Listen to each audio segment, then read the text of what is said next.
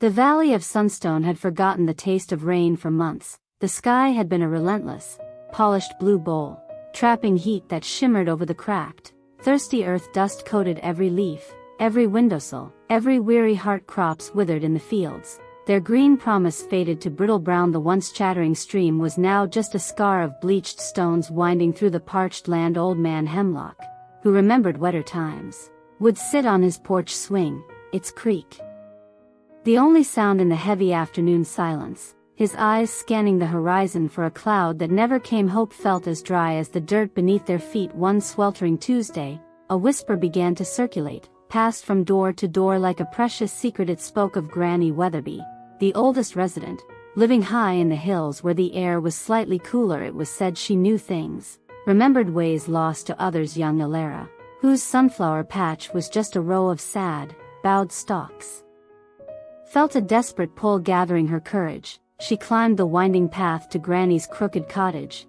its stone walls covered in ancient, sleeping ivy inside.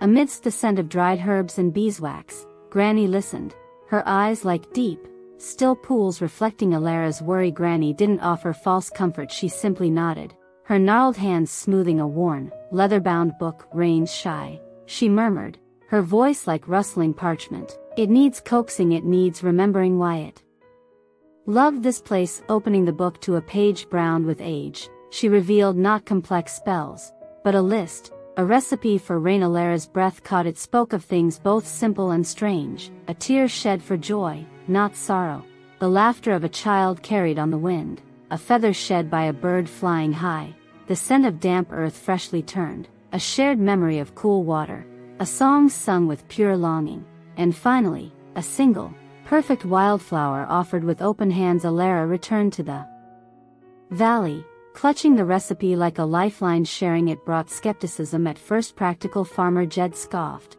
flowers and feathers won't fill a well.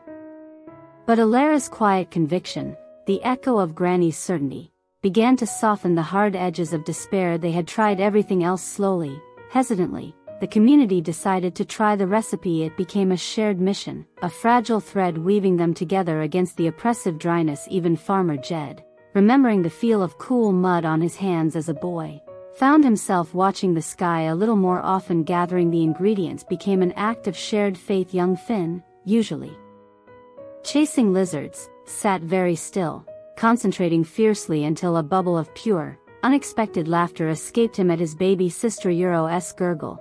Elara carefully captured the sound in a small, blown glass bottle. Widow May, tending her barren garden plot, unearthed a patch of rich, dark soil beneath the dust, its deep, comforting scent carefully collected in a linen pouch. Old Man Hemlock brought a perfect, iridescent blue jay feather found on his walk. Children whispered stories of splashing in the vanished stream. Hearts opened, sharing memories of cool summer rains past, the feel of water on skin on the appointed evening. As the sun bled crimson into the dusty horizon, the whole valley gathered on the highest hill. A sense of quiet reverence filled the air, thicker than the heat. One by one, they presented their offerings. Finn released the captured laughter. It tinkled like wind chimes into the twilight. The scent of earth rose, rich and promising. Feathers were held aloft, voices, tentative at first, then swelling with shared emotion, sang an old hymn about gentle showers. Elara placed a single, miraculously surviving bluebell at the center of it all. Tears welled in many eyes, but they were tears of shared longing, of fragile, burgeoning hope. The joyful tear the recipe required. They stood in silence afterwards, the echoes of their song fading. The sky remained obstinately clear. The stars' sharp pinpricks. Disappointment, cold and familiar, began to creep in Farmer Jed's side. Turning to go, but Elara stood firm, gazing upwards, the perfect bluebell cupped in her hands. It hurt us, she whispered, more to herself than anyone. It just needs time to gather. The walk back down was quiet, the hopeful energy replaced by a weary uncertainty. Sleep came fitfully that night, filled with dreams of rushing water and cool green leaves. Elara woke to a strange sound, a soft, insistent pattering. She rushed to her window, heart pounding outside. The world was transformed. Silver threads streaked from a sky heavy with soft, gray clouds. Rain, gentle, steady, life-giving rain, drummed a sweet rhythm on the thirsty roof, kissed the parched earth, and danced on the dusty leaves. People emerged from their homes, faces turned upwards, mouths open to catch the cool drops, laughter bubbling up, real, joyful laughter. This time they stood in the downpour, arms outstretched, letting the rain soak into their skin and their spirits. The valley drank deeply,